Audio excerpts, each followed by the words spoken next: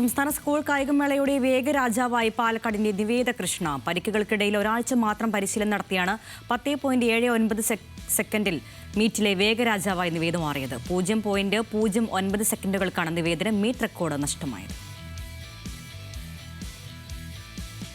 സംസ്ഥാന സ്കൂൾ കായികമേളയുടെ വേഗ രാജാവാണ് ഇപ്പോൾ ന്യൂസ് മലയാളത്തിനോടൊപ്പം ചേരുന്നത്. പാലക്കാട് ചിറ്റൂർ സ്കൂളിലെ നിവേദ് കൃഷ്ണ. നിവേദ് കൃഷ്ണയൊപ്പം തന്നെ നിവേദ് കൃഷ്ണയുടെ ഫാദറും നമ്മളോടൊപ്പം ചേരുന്നുണ്ട്. നിവേദ് കൃഷ്ണ, ആദ്യം തന്നെ അഭിനന്ദനങ്ങൾ. വേഗരാജാവായി മാറിയിരിക്കുന്നു സംസ്ഥാന സ്കൂൾ കായികമേള 2025. എന്ത് തോന്നുന്നു?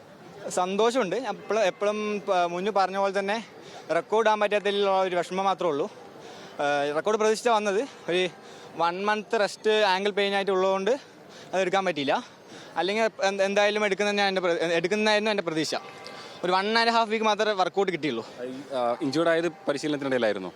പരീക്ഷയുടെ ഇടയിലായിരുന്നു. ഒരു ആംഗിൾ ട്വിസ്റ്റ് ആയതാണ്.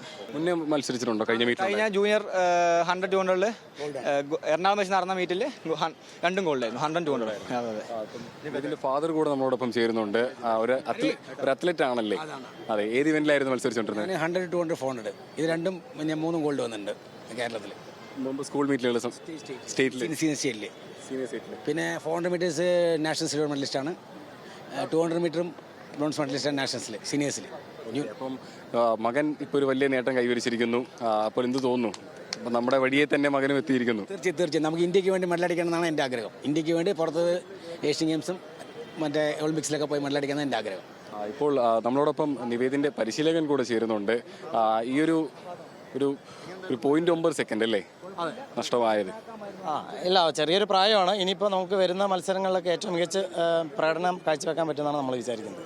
അപ്പോൾ സംസ്ഥാന സ്കൂൾ കായികമേളയിൽ വേഗരാജാവായി മാറിയിരിക്കുകയാണ് പാലക്കാട് ചിറ്റൂരിൽ നിന്നുള്ള നിവേദ് കൃഷ്ണ. തിരുവനന്തപുരത്ത് നിന്നും അക്ഷയ് VS-നൊപ്പം ദേവൻ MP, ന്യൂസ് മലയാളം.